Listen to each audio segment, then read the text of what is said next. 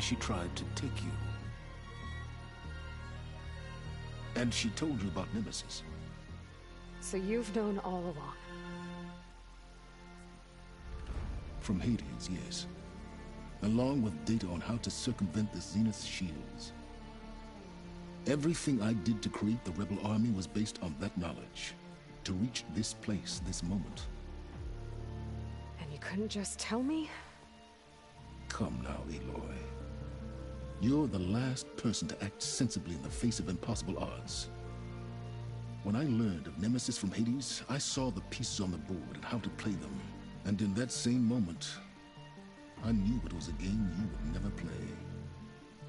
That you would interfere and attempt to save the Tenakth. I was correct, to a point. You ruined my plans, but brought your own to fruition. The end result is the same. We're here. And now it's time for me to leave this doomed planet behind. To seize the Odyssey and the Apollo database, and begin a new chapter in my pursuit of knowledge, one with infinite possibilities. You can join me if you so desire. You've more than earned your place. Unlike Tilda, I'm extending a polite invitation. You're going to just take off? And abandon everything? Stay.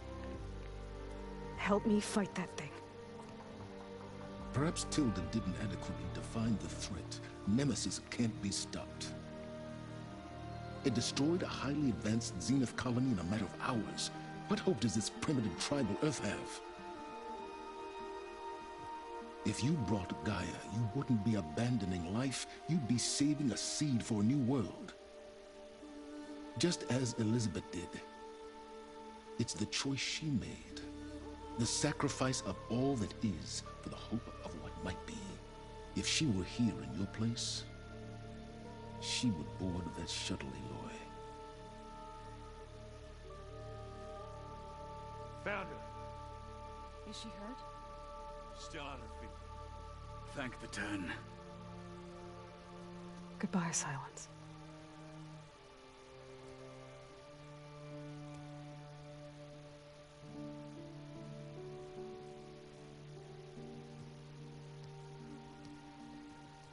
She looks okay. She looks victorious. As always. Aloy. You did it.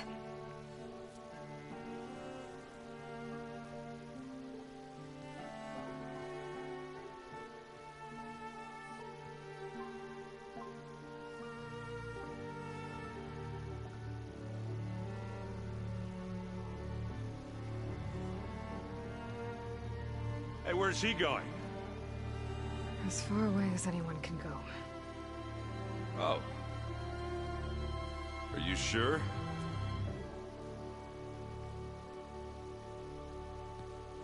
You're staying. For a time. You people are going to need all of the help you can get.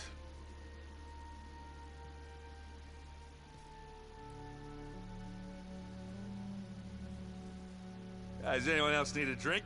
Not if it's that ale of yours. I'd be fine with a nap. Excellent idea. I hope it's really over this time.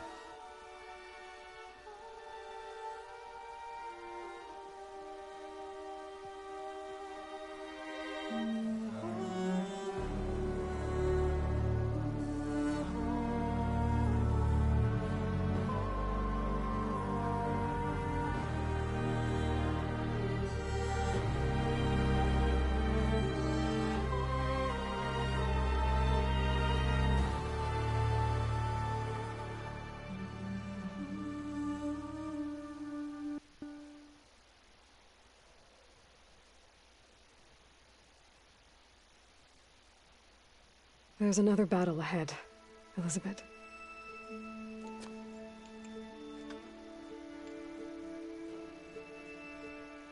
Very different than the one you fought.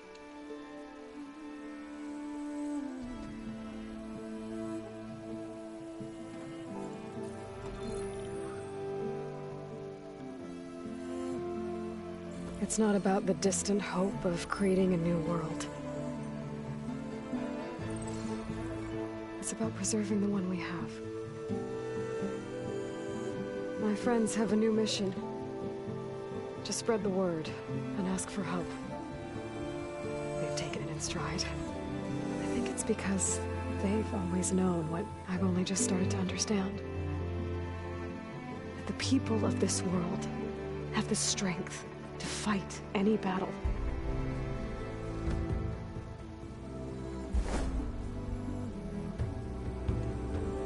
The ingenuity to solve any problem.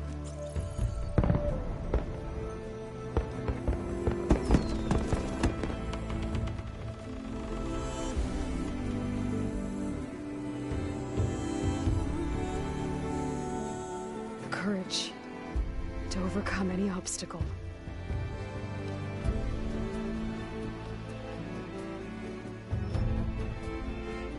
And the resilience to rise after any setback.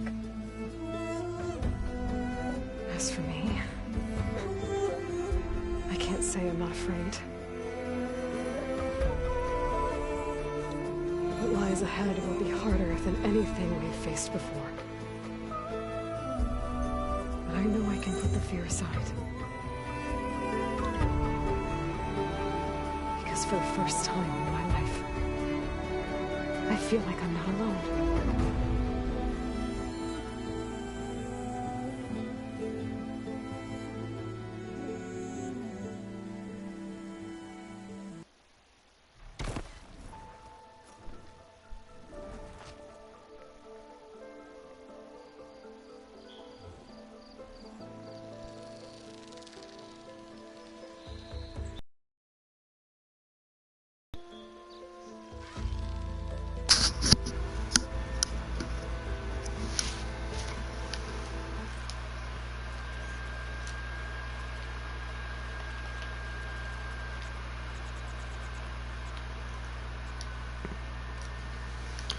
Alright, so I don't know if there's a post-credit scene. Hopefully there are. A few. If there's not, there's just one, that I'm all good with that. I kind of figured there was something wrong with Tilda. Simply by her behavior. Simply by the fact she said she was a spy. I kind of thought it was going to end well with her. But then she did the double cross. So, I mean, I should have seen the sign, but I kind of knew that there was something wrong with her to begin with. And that whole little thing that Silent says, if Elizabeth was alive, she would board the ship. Apparently, he didn't pay too much attention to Elizabeth's work when she was alive. In fact, I don't think he even cared to try. He only knew about her in deeds, not in personality. Elizabeth stayed on Earth. She didn't leave with the Zeniths, what she could have, or lead her own people into space using their own shuttle. I'm assuming some of them that are not part of our Zenith probably left in their own shuttle. If the Zeniths were the only one that left, then she could have joined them, and she chose not to. I guess she's figured, why stay with a bunch of greedy, rich, snobbish people? I'd probably try to steal what she did, and I mean, she could have created a new world. She left with the Zeniths. But I guess she figured being alone with her enemies wasn't something that she thought was a good idea to begin with. Besides, her character wasn't that type of person to begin with. Elizabeth Sobeck's character was, you know, if she can't solve a problem, she has to look deeper, and if she can't, if there's nothing there to look deeper into, then she could do the best that she can, and then finalize and leave the results for those to carry on. But abandoning hope was never one of her traits or individuality since Zero Dawn, or the data points and all that other stuff you found out about her. She died on this planet, and she could have left. So apparently Silence didn't get that memo. And when Aloy decided to stay, she basically did the same thing Elizabeth would. I don't think she remembers Elizabeth and thought I'm gonna stay. I think she, by her nature, Aloy's nature, she wouldn't abandon her friends. So, I don't think that's all. I think that's just a characteristic thing she inherited from Elizabeth. It probably would end up, if Silence left, and then came back 1,000 years after, he would have probably been the same as Tilda. Manipulate things to his own ends, do away with those who he need doing away with, for his idea of the survival of the species. So he's not too far away from Tilda. In fact, he's kind of around the same ballpark as Tilda. Yeah, I would say he's very much like Tilda. And that's what's going to happen in the next one. She's going to allow him to live as long as she needs to.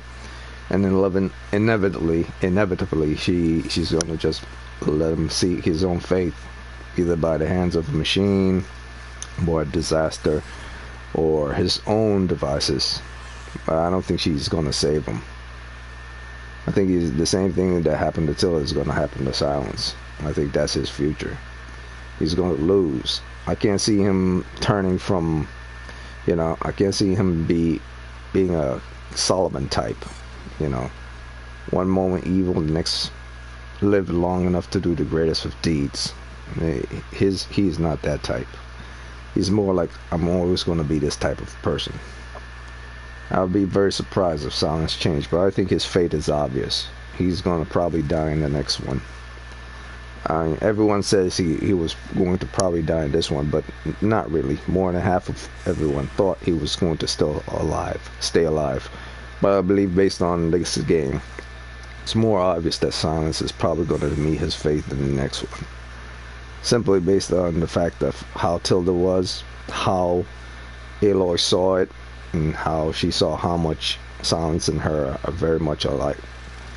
So I'm pretty sure she's using him for his own purposes, and when time comes, she's just gonna let this man meet his own end his own way, but she's not gonna lift a finger to save him. So it's a good game. It's a good ending. I didn't expect something called a nemesis to be part of the equation. To be honest with you, I kind of like that better than anything else since Zero Dawn. That it was Nemesis that woke up Hades from the very first game. That was Nemesis that represents a digital composition of many different brains and thoughts of individuals, of Zeniths, who wanted to achieve immortality. Basically the Borg without the physical form of the Borg, just the digital form of the Borg. It's basically the Borg itself, but not in physical form, in digital form. So that thing traveling to Earth in a massive fiery ball looking thing is probably just a composition of metal that's it's surrounding itself in order to travel like the Borg, but it's not really metal. The thing that's glowing inside is probably just all digital. I mean, if where I'm thinking this game is going, mostly everything in the next game is going to be like Aloy fighting mostly digital type enemies or virtual type enemies, as same as machines, but it'll be kind of like a Metal Gear Solid thing where you have to fight a lot of not only giant sized robots, but escape like worlds that are more digital, and the puzzles are more mental and psychological from a digital point of view. It's not just mechanical relic type worlds, but it will be like a digital enemy, trying to fight a digital enemy.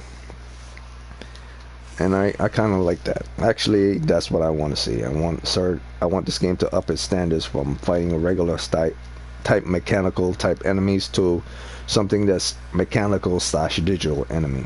Like, how can you defeat something that's not even truly alive, that's virtual, but that virtual thing can kill you, kind of like the Matrix is, or like the machines are in the Matrix. They're the main overseer of everything that exists is completely digital now. Basically the ruler of the machine world in the Matrix is a digital composition, and everything else that defends it are things that it sends out to into a physical form, like the various different hunter killers in that movie, and other digital stuff such as the agents. But basically, the true machine of that world is slash digital slash actual physical. So that's what Nemesis probably is. Probably a fully digital enemy, but this using like a bodies, just same as Hades did, like a chassis to move around in, but it's like a kind of basically is a humongous giant sized form of what Hades really is. At least that's what I'm thinking. But if I'm assuming what I'm assuming, the next game will be completely as puzzles. A lot of virtual stuff, not only physical fighting robot enemies, a lot of virtual stuff, and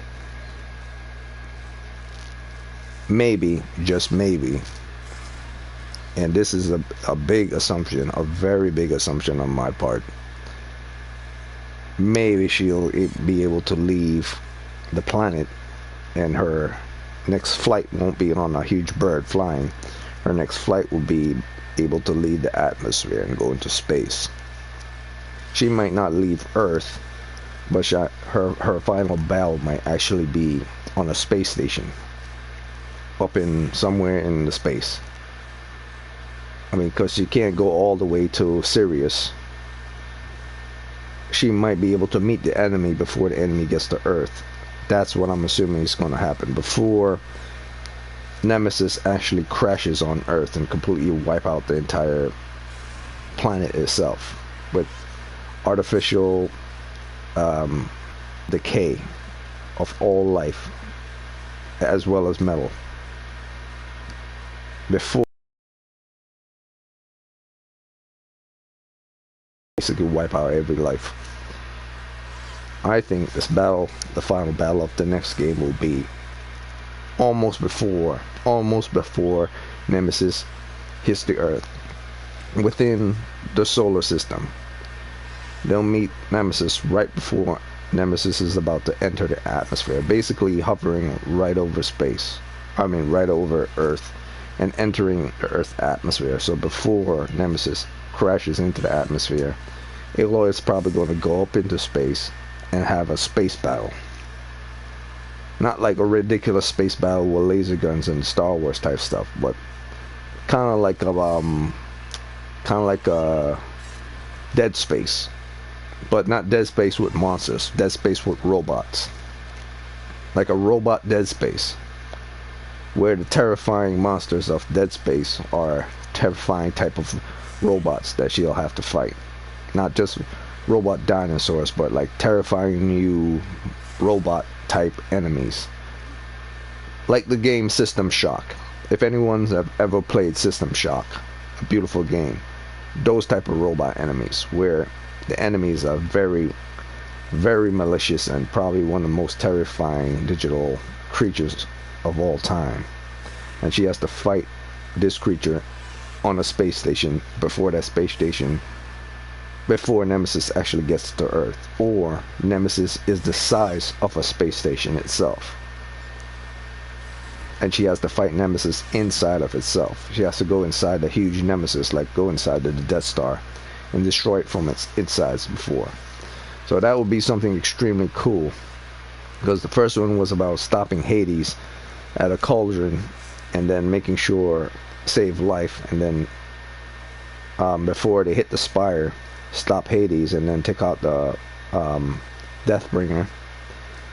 And then the second one was stopping the Zeniths, and before Attila took off and Nemesis is about to come and destroy the world, this one, this stopped all the Zeniths from wiping out Earth clean of its population, basically stopping Armageddon the second time. But what's even better is if the next battle is in space. There are going to be a lot of battles on Earth before they get to the final two battles that are going to be in space. And I don't mean like space like Aloy's flying in space and stuff. I mean like Aloy's on a space station, and she'd be able to move it through the space station, and there's actually gravity in the space station. So she'll be able to traverse using gravity as well.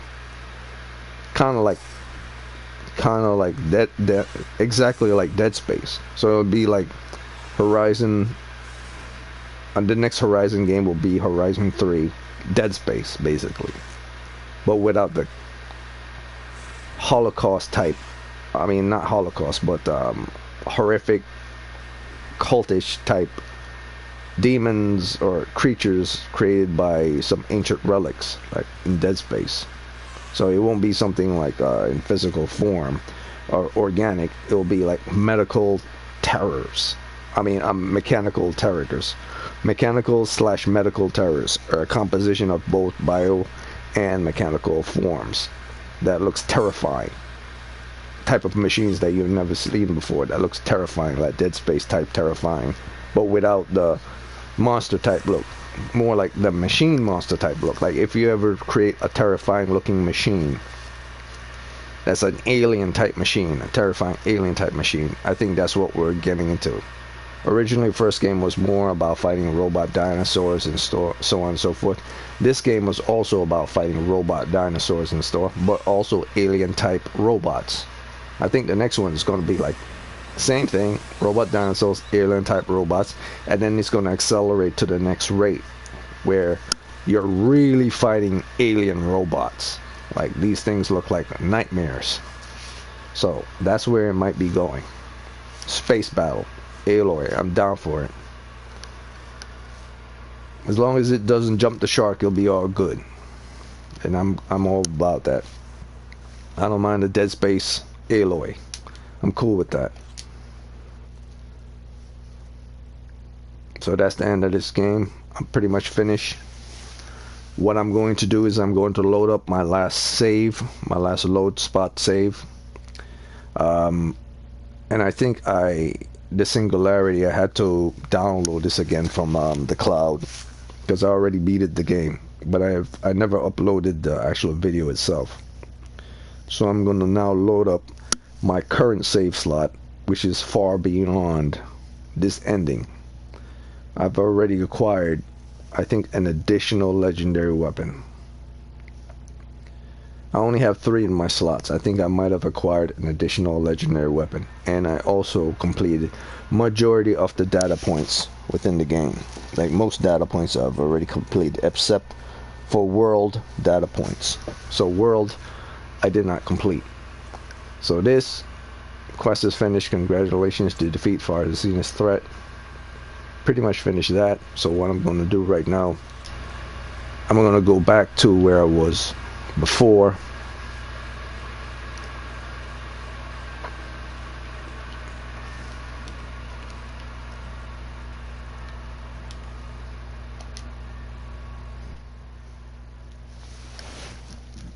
Alright,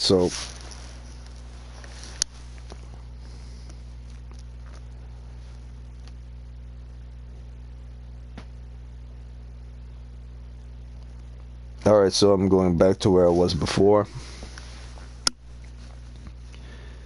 See, this is the sucky part about this game. This is why I took certain points off of it. Every time you want to load something up from your manual save, it stops your broadcast. So that's one of the sucky things about the game, but not too bad. So this is where I am right now within the game. What I just did, the Singularity, was simply something from the past. Currently, I'm already past the Singularity by, I see, 7 or 8 hours. So I'm already 8 hours in past Singularity, past the completion of the game.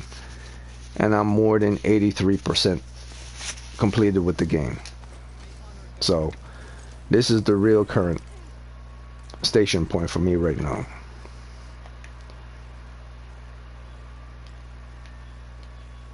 And these are the builds for the hybrid: Hunter, Survivor, Infiltrator, all maxed out. All their value surges are maxed out. And then half Machine Master and 75% Trapper. So that's my hybrid build for this. And I call it builds, even though certain people call it skill sets. I call it a build because that's what it is. I mean, these skills are kind of like mods mods that you would put on your outfit in certain games. But in this game, they're not mods. They're not items you put on your outfit. They're skills. So these skills are basically like mods, if you think about it. So these are builds. They are skill builds. So this is a hybrid skill build. Max Hunter, Max Survivor, Max Infiltrator, Max Warrior, 75% Trapper, and 50% Machine Master. And that is my tanky hybrid build. Hybrid meaning not that everything is maxed out, but most things are maxed up except for two things. So a little bit of everything, but primarily for defense and DPS. A tanky hybrid build, or a tanky DPS / hybrid build. So that's what this is. That's how I was able to beat Tilda easily. I mean, I never felt that I was about to die except for this one point. And the only way I was able to defeat Tilda without dying is because I made sure I was both tanky in DPS, tanky in defense, survivor. I'll make sure certain valor surges in infiltrator were all maxed out, and warrior I was able to take hits and deal critical damage as well. But mostly I wanted to make sure I need that fight end as fast as possible by putting on power shot, and guaranteed that I took a few stamina boosts in order to do that. Do it about 3 or 4 times. So with survivor, with hunter, with warrior for crits, and with certain boosts from infiltrator also towards it, my overall hybrid build, I didn't die once within that battle, because I believe the max pouches is not only on the outfit that I'm wearing, because this outfit I was wearing in battle, there's no max pouch. There's the max smoke bomb capacity for the Carja Stalker Elite, but there's not max smoke bomb for the Awesome Artificer, which I was wearing. So the build was mostly set within the skills themselves, where I was able to get 7 smoke bomb capacities simply from skills themselves. I guess you could say once I unlocked Carja Stalker Elite and got it up to its level 4, my smoke bomb capacity was extended, simply because 1, I had this outfit, 2, I leveled it up more, so my smoke bomb was probably automatically extended by having this. So having this allowed me to survive much longer as well, as benefit towards this one. I never thought one outfit would benefit this outfit, or maybe I'm completely wrong and I was right from the beginning. My skill set was what kept me alive more than anything else, but I truly believe it was the smoke bomb that really kept me alive more than anything, and the power shots, and the javelin throws, and to be able to do crits and take a lot of damage using survivor, and some boost from infiltrator, which I believe was range damage on impact. So also some stuff from infiltrator as well was beneficial towards projectiles. So overall, Trapper and Machine Master were not used. It was mostly throwing projectiles, taking a lot of damage, dealing a lot of damage, and making sure crits were going out. That was my hybrid tanky DPS build for Horizon Forbidden West Aloy. And that's it, and this is where I am right now in the game. I've unlocked every character. I got Spectre Prime, Tilda, Acid, Plasma, Weakness. I've also unlocked all the character within this game, including the last boss, which is actually harder than Regalia, the last boss on very hard mode, Ashura, which was an Ashram that was part of Durval's little crew in Zero Dawn, that she went missing and did her own thing, but she was into traps, and she has a big ass sword, and she had 2 cross striders that were toxic types with her. That was no fun, no joke, but she gave me the weapon I needed, and I believe I got just this one additional legendary weapon. Originally I had 3. 1, 2, and 3. These 3 were legendary weapons what I got when I was fighting Tilda. But after I went 8 hours into the game, thereafter I beat it, I was able to manage to get the Sun Scourge legendary hunter bow from defeating her. She was a pain in the ass, and she was much harder than Regalia. Not as hard as Tilda was, but she was harder than Regalia, that's for sure. In fact, maybe she was about the same difficulty as Tilda was, because she had those 2 damn Claw Striders with her. If it wasn't for those Claw Striders, she would have been a chump. But this is an awesome bow. Awesome bow. And it has awesome stacks. Instant corrosive. And I believe she gave me another one. And I put it on either on... It wasn't on this one. What weapon did I put it on? Instant burn chance. No, this was the one Tilda gave me. Instant burn chance.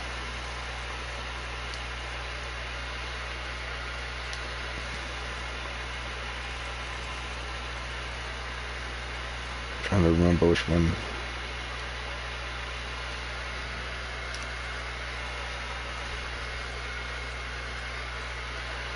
Okay, so Tilda gave me this one, and Miss Crazy Pants Asura gave me this one. It's a corrode chance.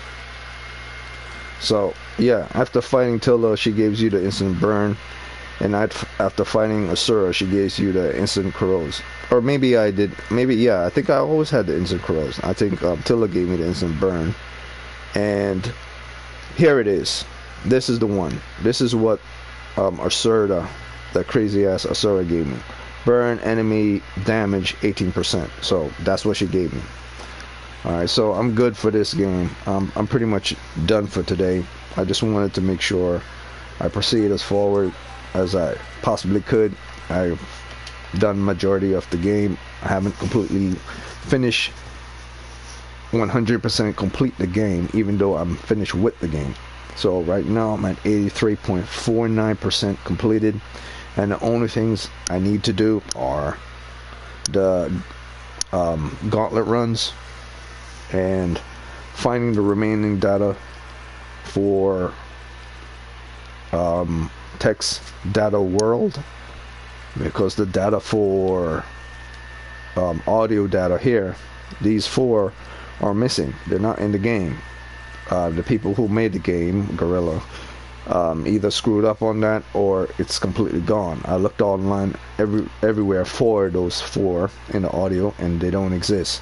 So the only one that I have left right now to do, to get those percentages up from my 83.49, or is it 80? Yeah, 83.49 to probably 85%, is the data text world. To get all these data from data text world. So every other data is complete except this one right here. But it's mostly data text world. Every data is complete, and these ones are bugged. But data text world is the only one I have left. So once I get all those data, I'll be at 85% complete. And once I completed the gauntlet runs and the hunting grounds, I'll be in the 90s, because gauntlet runs, hunting grounds, all text world data, and some miscellaneous activities such as quests, side quests, errand quests need to be complete. And as I said before, supply drop is completely bugged, so until they fix that, even if I 100% complete everything in the game, this supply drop bug, this one is actually completely broken. I don't know if it's due to my system being the PlayStation 4 adaptation or whatever, but it's broken. So I will never be 100% complete of this game, because this one is completely bugged out, as well as those missing data points in the data audio text that are completely missing from the game. A lot of people have contacted Gorilla with regards to these data and regards to that bug before, so I want to see in the next patches that they were able to complete this. I'm pretty sure I'll be able to get to 90 or 95% completion of the game without getting these data and without finishing supply drop. But I'm pretty much done with this game. I've achieved everything I need to achieve. and I only have 3 or 4 legendary weapons I need to acquire, and 5 more legendary outfits I need to acquire. If I'm 100% sure, it's a legendary, another legendary hunter bow, a legendary warrior bow, a legendary sharpshooter bow, a legendary trip caster, a legendary rope caster, a legendary bolt caster. That's it. Six weapons, 6 legendary weapons I need to get.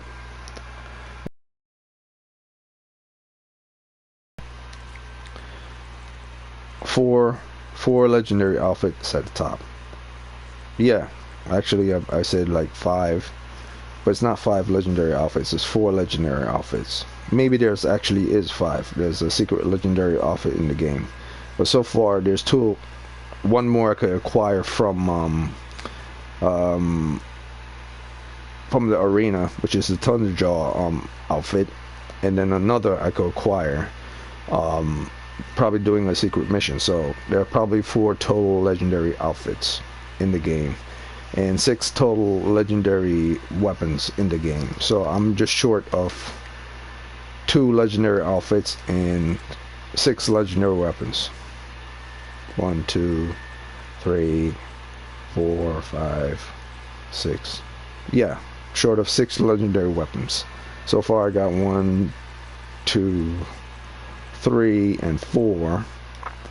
Alright, so there's 6, 7, 8, 9, 10. Yeah, so there's a total of 10 legendary weapons and a total of 4 or 5 legendary outfits. There are probably more legendary outfits, to be honest with you. Let's see, because you got 2 up here, and these 2 bottom here are probably rares, and the ones all the way at the bottom are also probably standards. So I'm not considering the standards, and I'm not considering the rares. I'm more considering the legendary. So I only got 2 legendaries to go and 6 out of the 10 legendary weapons to go. So I still got more stuff to do, more collection, and that will get me to the 95% marker once I get past everything. But as far as supply drop goes, and as far as those data points for here that are completely bugged, as people online say, I'll probably not get past that 95% marker due to that. And that has nothing to do with me not finding them. That's actually an issue that Guerrilla has to deal with themselves. I'm not going to put any points into these into the Trapper and Machine Master, because those aren't part of the builds. I'm going to keep racking up points, and I'll keep this the way it is. I guess you could say for this video, I'm pretty much done with this game, and this is the builds I'm going for, to get Trapper at 75 and Machine Master at 50. But honestly, you only really need Trapper at 50 and Machine Master at 50, and everything else in 100. I survived without putting down traps against Tilda. I survived without using Machine Master against Tilda, or against Asura, or against the guy, what was his name, Eric, or against any of the Thunderjaw, or the Spike Snout, or whatever his name was. So if I could get Machine Master at 50 and Trapper at 50 on my next build, that would be a true hybrid build. So this is more like a tanky hybrid build. But either way, I'm good. I'm done with hybrid. So if I'm going to put more points into anything on a future build, it won't be for a hybrid. It'll probably be for an all-rounder where everything is maxed out, or it'll probably be for a pure DPS or pure healer build. So this is just hybrid first, and then I'm going to test out a pure DPS next time on my future game, because I'm not going to come back to this after I 100% it. And yeah, that's it. Beautiful game. I believe I'm going to give this game a 9 though. I won't go higher than a 9.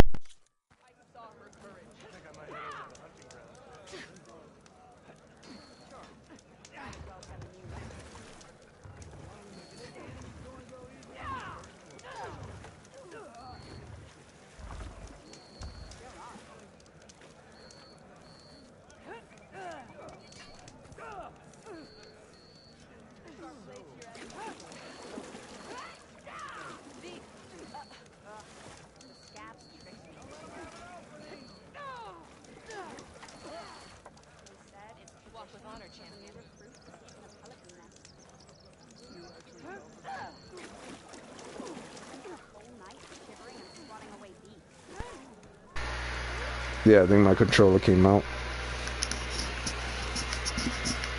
Yeah, so that's all I have to say with regards to this game. Everything I need to say. A great game. Deserved to be a 9, but no higher than a 9. It had far too many problems to go any higher than a 9. It doesn't deserve to be in the mid-8s. It's much higher than the mid-8s. And Zero Dawn was in the high 8s. Anyway, 8.8, 8.9 before it got his finalization as 8.9 game. But that's after the patches in that game, and that's after like a year has passed and that game was finalized, or maybe before like a few 6 or 7 months and that game was given the final score of 8.9. So this game has just been out for about a month, so I doubt the 8.8 that is going to 8.9, 8.7. By the end of when all patches are made and DLCs come out, this game is going to be already in the mid 9s. Right now I believe it's in the high 8s, low 9s. Well, for my score, I'd give this game a pure 9. Not a 9.1, 9.2, 9.3. I believe there's a lot of problems in the game without any of the patches. If you go all the way back to its first original game before any of the patches came in. As a whole, without any of the patches, this game was in the 8.8, 8.9 territory from its original inception. But after the patches, I would say this game is now in the low 9 territory. So as a whole, as a game right now, as the fixes, as where it is right now, this game is a 9 all around. Right? So I don't know. To be honest with you, even if there were no patches and they haven't fixed anything, I still think this game would be in the low 9s, like 9.19, even without the patches. Because there's so much things going on in the game without patches. You can't say this game is in the 8. There's so many things in this game that are beyond an 8, far beyond an 8. I'd say the most you should give this game, if it really pissed you off, but at the same time, if real recognize a good game when you could recognize a good game, I'd say it's a 9. 9.1, but no higher than that. Right now, where the game stands, right now, from my opinion, it's a 9. It doesn't deserve to go beyond that. Will it beat out games like Elden Ring when it comes to Game of the Year? Well, we don't know yet. We don't know yet. It hasn't even... There's not even... Summer hasn't even came here yet. Summer is not even here yet. Fall hasn't even come yet. Winter hasn't even come yet. You know, spring is not over. Spring just started. And there are games coming out in spring. So we don't know what games are coming out in the summer of 2022. Those games that are coming out in the summer of 22 might blow Elden Ring out the water. Or if not summer, fall. You got an additional like 9 more months to go.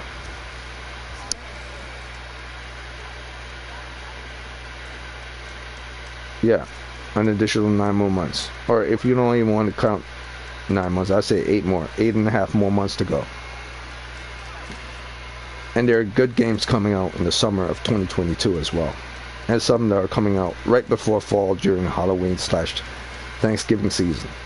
So everyone might be on the hype Elden Ring train right now. But I guarantee, come summer, come Thanksgiving, come Halloween, they're all going to sing a different tune.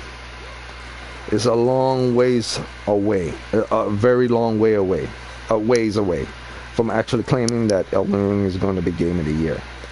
Remember when everyone was saying that about Doom Eternal? It was Game of the Year. It's going to win Game of the Year. It never did win Game of the Year.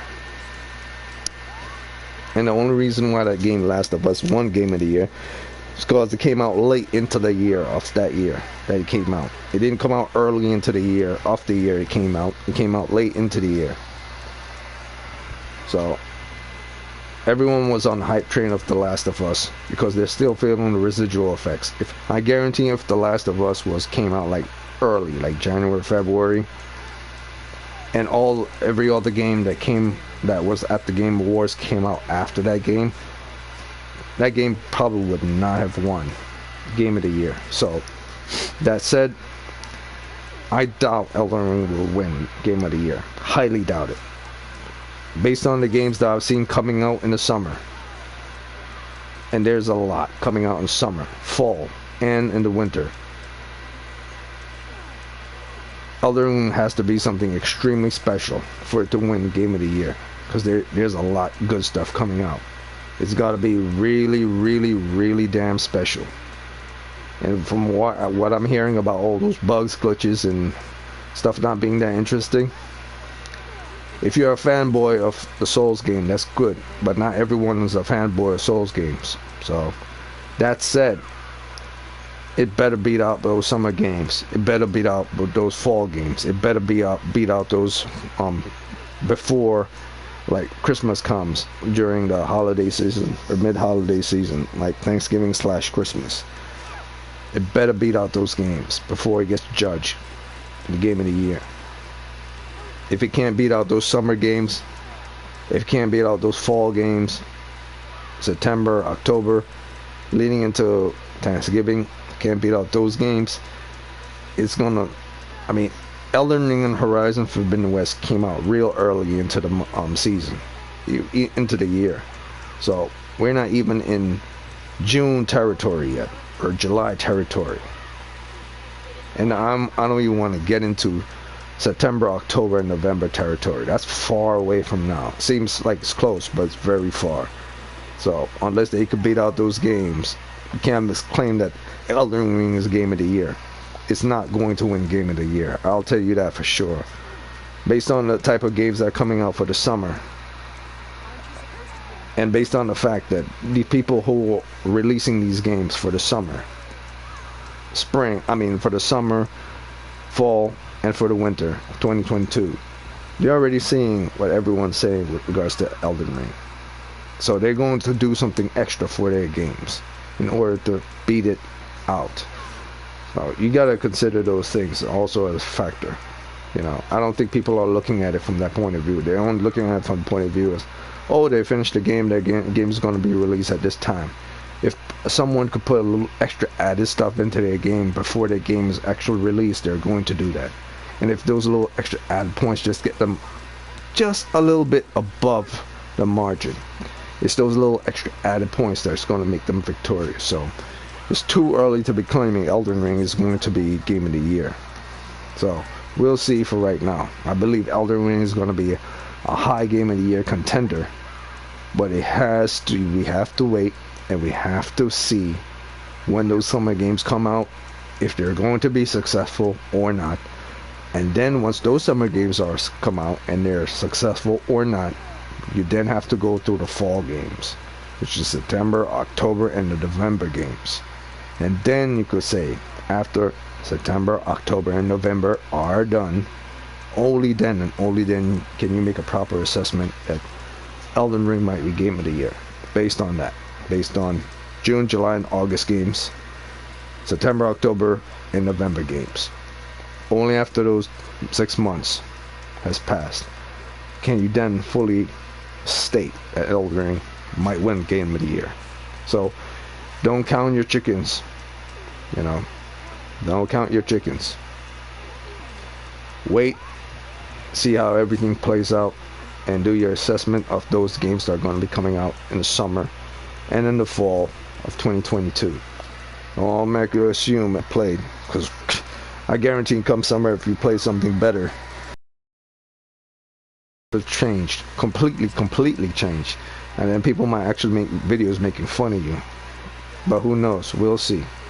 I'm just not gonna assume Elden Ring is gonna win, but I know for a fact it's gonna be a contender.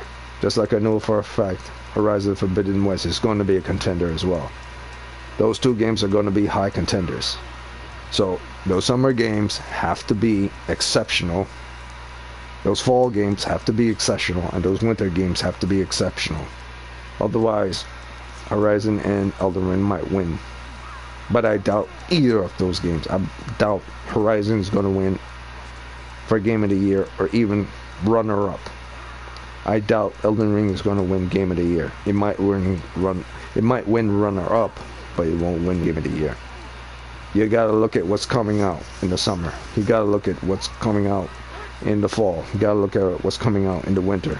And you gotta see the type of game it is and how it's gonna play out and the story and everything else before those games come out. And then, and only then, did you say Elden Ring might beat it. Once you do a full assessment. Don't claim Game of the Year like people claim Doom was gonna win Game of the Year. You know, based on its performance. And then boom, it never won Game of the Year. And people felt cheated. That's not how the game goes. So, you gotta look at everything once it's here. So that's it for my Horizon Forbidden West playthrough. It was fun. Very good game. Once that DLC comes out, I'm gonna put this game in the mid 90s. The mid 90s. I would say 9.4, 9.5. I mean, if the DLC is not that great, it will still stay in the low 90s. 9.2, 9.3. But for me right now, I say it's a 9. And I'm going to do an assessment of everything in this game. Or why it's a 9.1. That's pros and cons. But it's not going to be in this video. I'm going to assess everything and tell you why people who are giving this game 8.7, 8.8, 8.9 are wrong. And why this game is in the low 9s. Because I combed through this entire damn game from beginning to end and looked at every single thing, all its problems, all its hiccups, and I went over and over and over and over and over it in many different videos from other people's playthrough and my playthrough, and everything I assessed for like more than 3 weeks. I say about probably, I took a full 7 days off to go over everything in this game. Yeah, 7 days. It took me more than a month, more than a month to beat this game, where I am right now. And I think out of those months, like seven days for 5 hours, no, for 4 hours. Out of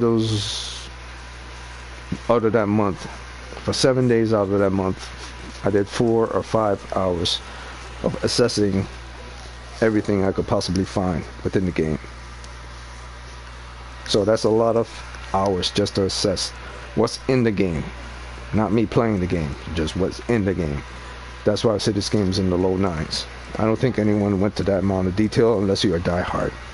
So I don't think the people from Metacritic gave it that fair assessment. I think their prejudice kind of got in the way. But they're around the same ballpark. They're in the high 8s. That 8.8, 8.9. I just think they missed certain things. And I'm talking they missed certain things before patches came out. So I believe this game is 9.1 territory. It's not in the 8s. Too much stuff going on in this game to be in the 8s. Alright, it's better than Zero Dawn. Even with Zero Dawn patches and where Zero Dawn is right now and this additional DLC, even without the DLCs this game does not have, it's still better than Zero Dawn and all its DLCs combined. So how can this be in the 8s? No, this is a 9 game. 9.0, 9.1, and if you want you can give it a 9.2. But for right now I'm giving this a 9. When DLCs come out for this game, it's going to be in the mid 9s. Like 9.3, 9.4. I could see this being in the mid 9s. But I don't think it'll go beyond 9.5. But that's I'm going to give an assessment for this game. I'm going to talk about everything in my next video with regards to this game, of everything I found. I'm going to point out certain things in videos, but at the same time, I'm just going to state it in words. So, that's it for me. I'm out of here. I like to make sure I remember these things when I put it in the video, what I was saying. So when the next game come out, I'm going to go back to this video and look at everything I said. And I'll assess the next Horizon game based on everything I said in this game. And what I said in Zero Dawn at the end of Zero Dawn's game. So we'll see. We'll see.